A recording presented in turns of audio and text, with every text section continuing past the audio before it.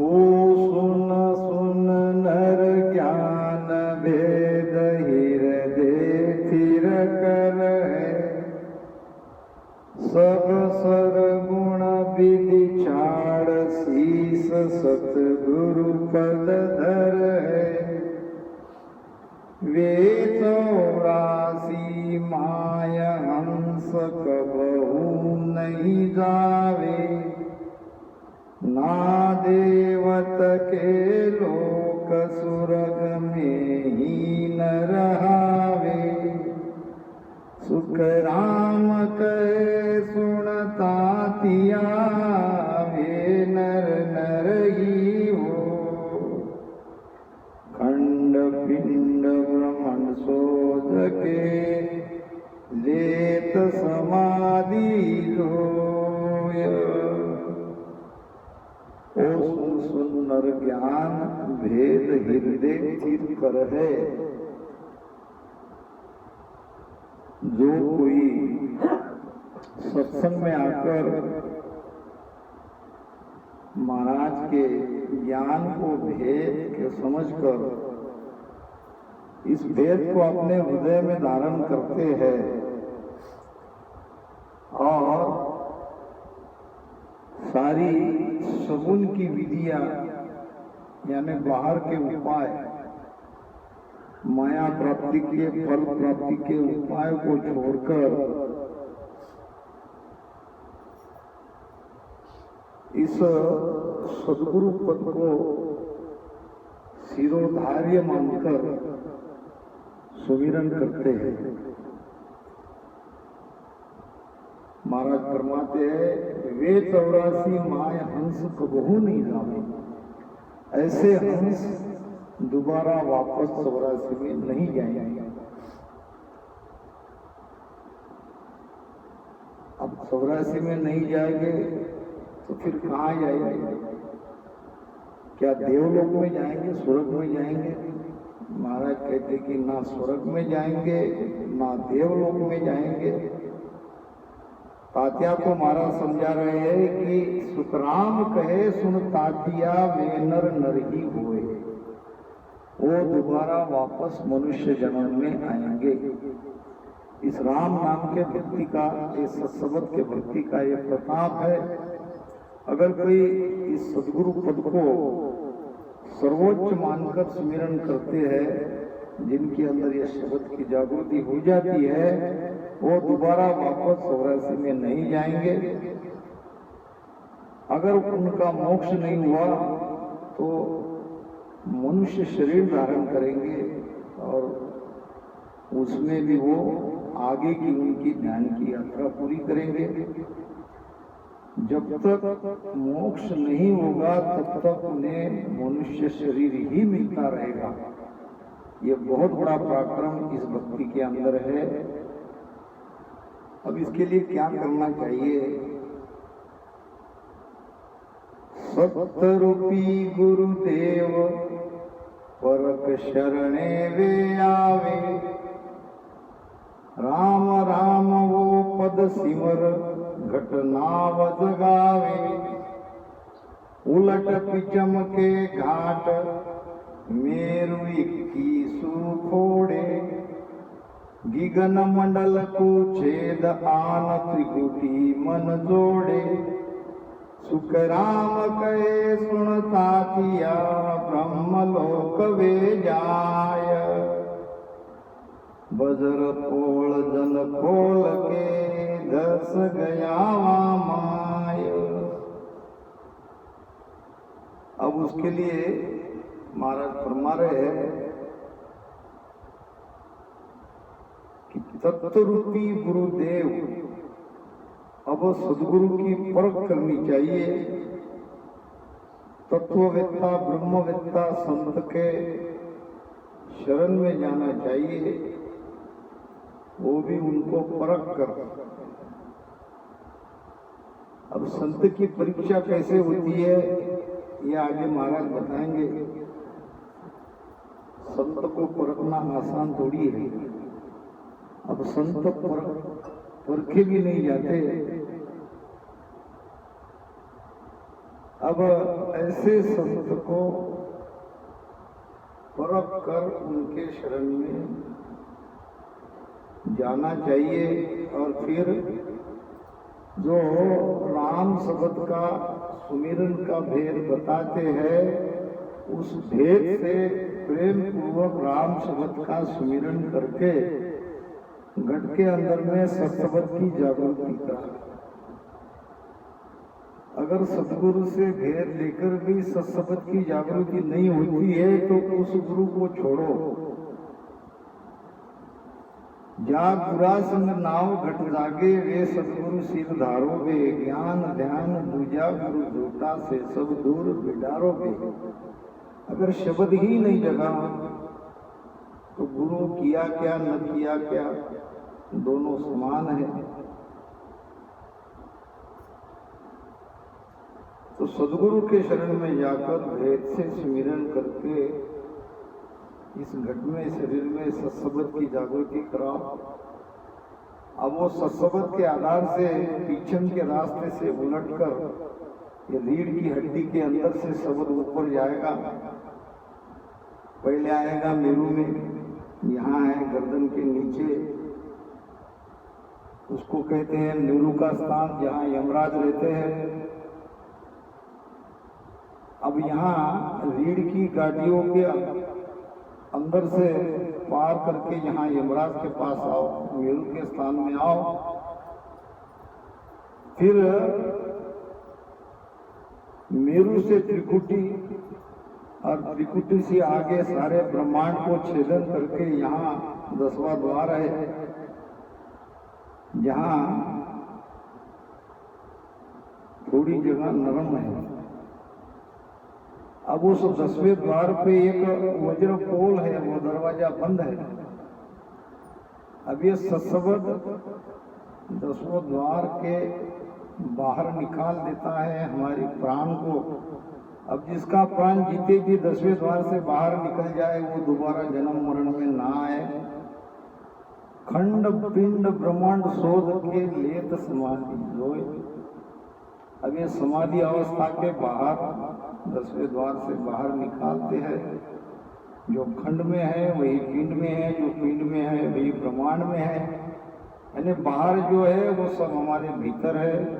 इस प्रकार इसी शरीर के अंदर में पिंड से खंड में आओ, खंड नाम त्रिकुटी, खंड से ब्रह्मांड में जाओ, ब्रह्मांड नाम 10वें द्वार और 10वें द्वार के खोल के बाहर निकल जाओ। यही है जीते जी मोक्ष। संत समाधि जायके पाछा आवे काय, ब्रह्म सुख में गर कहुआ तू क्या सुख तो जुग माय। तो क्या सुख तो जुग माय, भेदया को मुझ दीजे, भरम हमारा भांग ब्रह्म के शरणे लीजे। कहता क्या गुरुदेव जी वो भ्रम है सब माय। संत समाधि जाय के पाचा आवे काय। समाधि की स्थिति में ध्यान से उस अवस्था तक पहुंचने पर भी संत वापस समाधि अवस्था से बाहर निकल जाते हैं। इसके बारे में तात्या महाराज को प्रश्न कर रहे हैं कि हे महाराज, समाधि की अवस्था तो बड़ी आनंदमय है, बड़ी ऊंची स्थिति है, और ऐसी समाधि अवस्था में संत चले जाते हैं, फिर जाने के बाद भी उनकी समाधि कैसे खुल जाती है? समाधि अवस्था से वो कैसे बाहर आते हैं? ये तात्या के अंदर में शंका थी, और वो शंका महाराज के सामने रख रहे हैं। कहते हैं कि कोई एक महात्मा थे, एक गांव में गए सत्संग करने के लिए और सत्संग के पहले भोजन प्रसाद की व्यवस्था करने के लिए वो माता जी गई तो उस महात्मा ने कहा कि माता जी मेरे लिए आज खीर बनाओ। अब वो कहने लगी अच्छा महाराज जी बैठो थोड़ी देर आपके लिए मैं खीर बनाती हूँ। अब वो लग गई खीर बनाने, महाराज बैठ गए ध्यान में। अब ध्यान से उनको समाधि लग गई। समाधि ऐसी लगी कि 6 महीने तक वहीं बैठे रहे। अब 6 महीने समाधि अवस्था से बाहर निकलने के बाद फिर पूछने लगे मेरे लिए खीर बनाई कि नहीं बनाई। अब वो माता जी हंसने लगी, महाराज आपने खीर मांगा था उसको तो 6 महीने हो गए, अब 6 महीने के बाद आप पूछ रहे हो। आप समाधि अवस्था में चले गए थे, खीर तो मैंने बनाई थी मगर उठाया नहीं आपको। तो कहने का मतलब समाधि के पहले जो भाव रहता है समाधि अवस्था के बाद वही भाव कायम रहता है। तो समाधि से जब वापस आते हैं तो क्यों आते हैं? जो कोई उस परमात्मा के ब्रह्म के सुख में गर्क हुए तो उस सुख को छोड़कर जगत के सुख में क्यों आते हैं? यहाँ ऐसा उनके लिए क्या सुख है कि जिसको वहां का सुख छोड़कर वो वापस आते हैं? ये हमारे अंदर भ्रम है। हे महाराज इस हमारे भ्रम को आप मिटाओ, दूर करो और ब्रह्म को दूर करके हमें भी ब्रह्म के शरण में ले जाओ, हमें भी आपके शरण में ले जाओ। कहे तात्या गुरुदेव जी वो ब्रह्म है सब माए मेरे अंदर में, सबके अंदर ये ब्रह्म है। अब महाराज बता रहे हैं कि संत समाधि अवस्था से क्यों आते हैं, क्या उसका कारण है, क्यों समाधि उनकी टूटती है।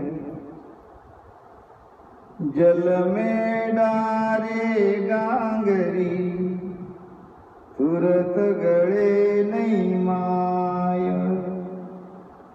नारी कर सुसाय के फिर लेत उठाय, फिर लेत उठाय फिर पाछी ले डारे। यूं 10-15 बार नमक सबही कुगारे, सुख राम कहे सुनता तिया यो जग आवे जाय। जल में डार्या लूण रे तुरत गए नहीं माय। लूण कहते हैं नमक को। राजस्थान के अंदर नमक रहता है, वहाँ जयपुर के पास नमक बनता है। नमक की बड़ी बड़ी झील वहाँ पे है। तो वो नमक ऐसे पत्थर के जैसा रहता है और जल्दी वो किसी भोजन के लिए जब हम कोई चीज बनाते हैं उसमें डालते हैं तो वो जल्दी गलता नहीं। पुराने जमाने की बात है, लगभग 300 साल पहले की बात है। तो भोजन बनाने वाली ये हमारी माता बहनें उस नमक के डली को पानी में डाल देती थी और 10-15 बार उसको उठा के नीचे उठा ऊपर नीचे करते हुए उस नमक को पूरी तरह से पानी में गलाती थी और फिर वो पानी जहाँ चाहे वहाँ वो नमक का पानी अपने भोजन में उसका उपयोग लेती थी। तो जैसे नमक की वो डली पानी में बार बार ऊपर नीचे उठाने से ये बात गलती थी, एकदम से नहीं गल जाती। इसी प्रकार यही प्रमाण समाधि के लिए महाराज दे रहे हैं। समाधि अवस्था में जाने के बाद भी वो समाधि खुल जाती है, फिर समाधि लगती है, फिर समाधि खुल जाती है, फिर समाधि लगती है, फिर खुल जाती है। ऐसी लगती खुलती रहती है और फिर एक बार लग गई तो फिर खुलती ही नहीं है। 24 तीर्थंकरों में एक तीर्थंकर थे नेमनाथ। अब नेमनाथ जी महाराज भजन करते थे, केवल ज्ञानी थे, केवल ज्ञान उनके अंदर प्रकट हुआ। अब उनको समाधि लगी 12 साल की। 12 साल तक एक ही जगह बैठे रहे, न खाना न पीना, अपने ध्यान के समाधि के आनंद में मस्त रहे, सारी सुध भूल गए।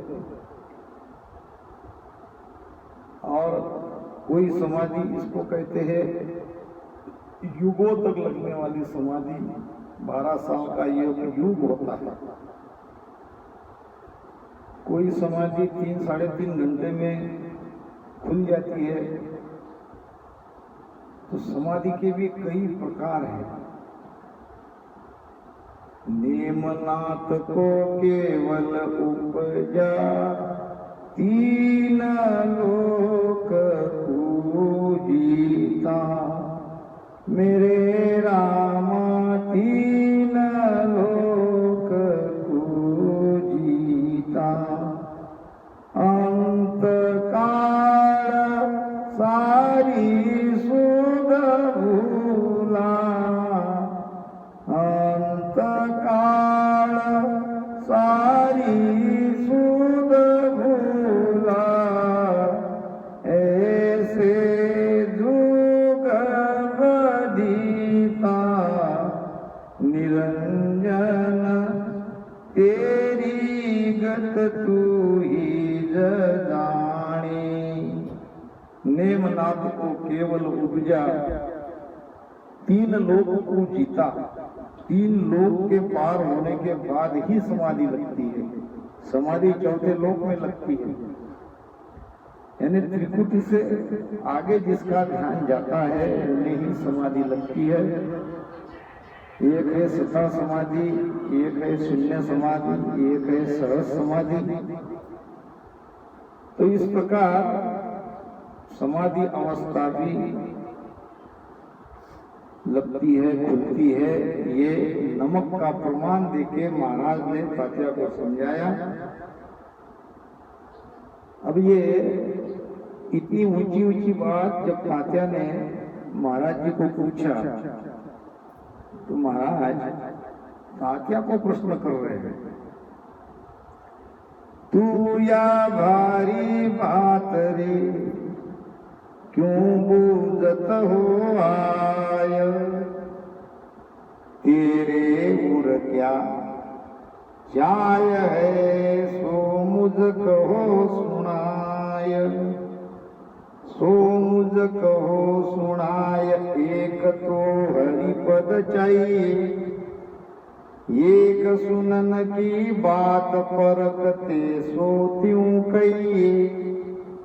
सुख राम कहे सुन तातिया, धोय भाव जग माया।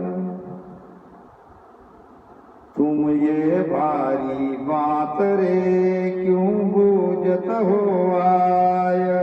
ये तात्या तू ये ऊंची ऊंची भारी भारी बात मुझे क्यों पूछ रहे हो? तुम्हारे अंदर क्या चाह है? किस भाव से तुम मुझसे ये बड़े ऊंचे सवाल ज्ञान की बात पूछ रहे हो? तेरे उर क्या चाह है सो मुझ कहो सुनाए। तुम्हारे अंदर क्या चाहना है ये मुझे आप कहो, सुनाओ। एक तो हरिपद चाहिए, एक सुनन की बात परख तेसो क्यों कहिए। क्या आपको परमात्मा को पाना है? क्या आपको भजन भक्ति करनी है?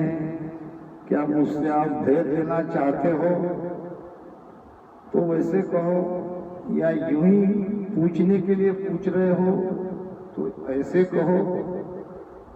किस भाव से तुम मुझे इतनी ऊंची ऊंची बातें पूछ रहे हो? थोड़ा मैं भी तो समझो तुम्हारे अंदर क्या भाव है, क्योंकि दो भाव संसार में है। कोई किसी को ज्ञान पूछता है तो उनके मन में दो प्रकार के भाव है। एक तो पूछने के लिए पूछता है, या उनकी परीक्षा लेता है, या उनको कुछ उनसे लेना है, कुछ सीखना है। इसमें से किस भाव से आपने मुझे ये प्रश्न किया, जरा मुझे भी तो बताओ। जे पर के तू संत को हर मिलन के काज, तो आपारक कीजिए हरिजन कैसो साध। हरिजन कैसो साध फेर आपारक कीजे। ज्ञान ध्यान अर सीख सुरत खेती पर दीजे। सुख राम कहे सुनता दिया छाड़ भरम के राज। जे पर के तू संत की हर मिलन के काज। संत की परीक्षा कैसे की जाती है? प्रारंभ में ये बात आई थी, अब महाराज उसका उत्तर दे रहे हैं। संत की परीक्षा ऐसे नहीं होती, संत को वैसे परखा ही नहीं जाता है। संत की परीक्षा केवल एक तरह से होती है, अगर मोक्ष प्राप्ति के लिए, भगवान की प्राप्ति के लिए अगर कोई संत के पास जाते हैं, संत से भेद लेते हैं और संत जैसा कहते हैं वैसा करते हैं, जब उनके भीतर में वो शब्द की जागृति होती है तभी संतों की परीक्षा होती है, वरना संत की परीक्षा नहीं हो सकती। तात्या को महाराज यही पूछ रहे हैं कि अगर तुम संत की परीक्षा परमात्मा प्राप्ति के लिए कर रहे हो तो कर सकते हो। वो परीक्षा ऐसी कर सकते हो कि जैसा संत कहते हैं वैसा धारण करो। जो जो बातें संत ने सिखाई है, कही है, उसको वैसे ही धारण करो। गुरु बोले सो बेण चित्त हृदय धर लीजे, और सकल विद छाड़ मान गुरु बायक लीजे। गुरु गोविंद जन एक है तामे फेरन कोय, और साचा शिष्य सुखराम कहे जागत ऐसी हो। सच्चा शिष्य तो वही है जो गुरु के आदेश को मानता है, जो गुरुमुखी होता है। शरणागति उसे ही कहते हैं। मनमुखी से गुरुमुखी हो जाना यही है शरणागति। अभी तक हम मनमुखी थे, जैसा हमारा मन कहता था वैसा हम मानते थे। अभी हम गुरुमुखी हो गए।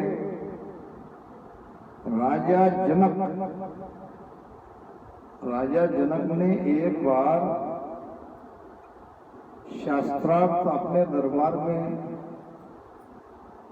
ज्ञान चर्चा करवाने के लिए सभी ज्ञानियों को बुलाया और वहां पे ज्ञान चर्चा हुई।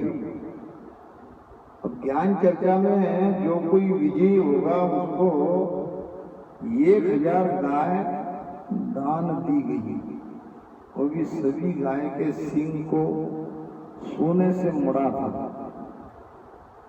अब 1000 गाय के 2000 सींग, 2000 सींग को सोना लगा के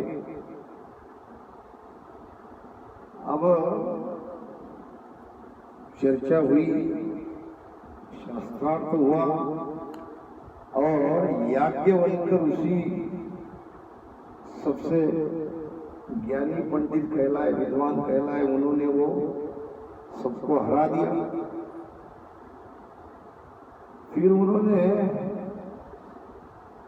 और सभी ज्ञानियों को बुलाया, कहा जो कोई मुझे एक पलक में ब्रह्म ज्ञान करा दे उसको मैं और 1000 गैया इनाम दूंगा। अब उनके भी सींग को सोना मड़ा हुआ होगा। अब एक पल में ब्रह्म ज्ञान कौन कराएगा? एक पल यानी आग झपकती हो गया। अब आसन लगा दिया और सारे विद्वान पंडितों को बुलाया कि बैठो आसन पे और कराओ मुझे ब्रह्म ज्ञान। किसी की हिम्मत नहीं हुई। जब अष्टावक्र जी आए और अष्टावक्र जी ने कहा कि राजा एक पल तो बहुत दूर है, कहा था कि रकीब में पाओ खुदा बताओ। रकीब कहते हैं घोड़े पे बैठने के लिए जो पैर रखने की जगह है उसको कहते हैं रकीब। एक पाव इस रकीब पे, दूसरे पाव दूसरे रकीब पे। मैं जब तक डालता हूं तब तक मुझे कोई ब्रह्म ज्ञान करा दे। तो अष्टावक्र जी आए, सीधे सिंहासन पर बैठ गए, कहने लगे मैं उससे भी कम समय में आपको ब्रह्म ज्ञान करा सकता हूं। आपको भी मेरी एक शर्त माननी पड़ेगी। ध्यान से दृष्टांत को समझो। राजा जनक भी विद्वान थे और सुखदेव जी महाराज ने राजा जनक को गुरु बनाया था। तो इतने एक प्रमाण से ये समझ में आता है कि राजा जनक बहुत विद्वान थे।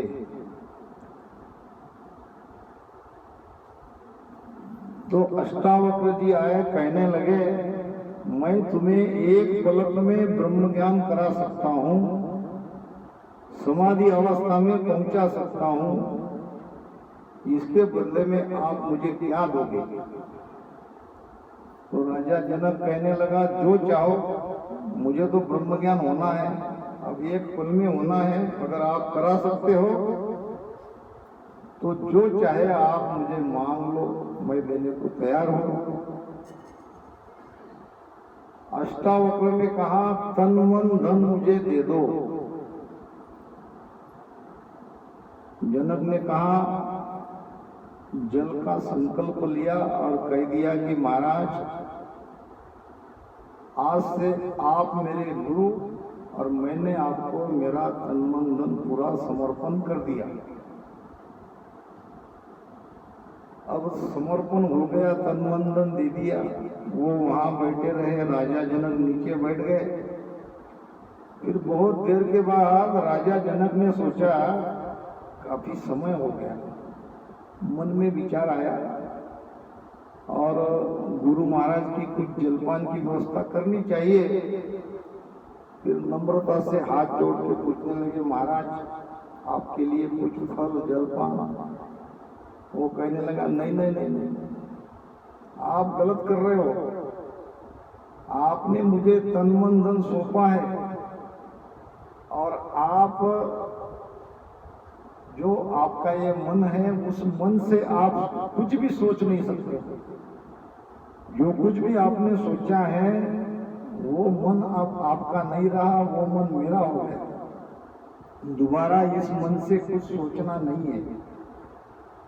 बहुत देर बैठा रहा, मन में तरह तरह के विचार आते गए और राजा जनक विचार को रोकते गए। ऐसे ही विचार को रोकते रोकते रोकते शाम हो गई। अब लगा कि चलो भोजन के लिए पूछे। मन में विचार आया, बात जबान पर आई, तुरंत रुक गए क्योंकि गुरु महाराज तो मना कर देंगे।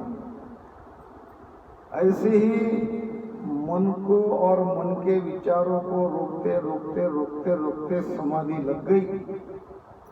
समाधि तभी लगती है जब मन को विचार रोके।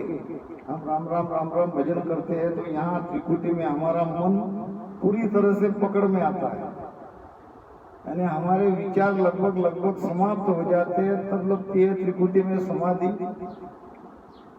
तो समाधि की अवस्था कोई मामूली स्थिति नहीं है। तो फिर अष्टावक्र ने राजा जनक को समाधि अवस्था में जब चले गए, समाधि खुल गई, तब पूछा कि राजा जनक कहो आपके अंदर ब्रह्म ज्ञान हुआ कि नहीं? कहने लगा हाँ महाराज। कितने पल में हुआ? बस एक ही पल में हुआ, जब तक मन के विचार खत्म नहीं हुए तब तक नहीं हुआ। तो यही है ब्रह्म ज्ञान। संत को परमात्मा प्राप्ति के लिए अगर हम परखना चाहते हैं तो वो जैसा करते हैं, जैसा कहते हैं, वैसा हमको सुनना पड़ेगा। हरिजन कहे सो साज, हरिजन कहे सो साज, यानी वो जैसा कहते हैं वैसा करो। फिर आप आरत कीजिए, ज्ञान ध्यान और सीख सूरत खेती पर कीजिए। खेती नाम रण क्षेत्र, खेती नाम नाभि। ज्ञान ध्यान सारे सीखकर सुरती को, मन को इस नाभि में लगाओ। सुखराम कहे सुन तातिया, छाड़ भरम को राज। इसके अलावा बाकी सारी साधना, बाकी सारे उपाय ये भ्रम बढ़ाने वाले हैं। इस भ्रम के राज को छोड़ो और मैं जैसा कहता हूँ वैसे करो, तुम्हें परमात्मा मिल जाएंगे। अगर इसके लिए तुम संत की परीक्षा कर रहे हो तो संत की परीक्षा इस तरह से कर सकते हो।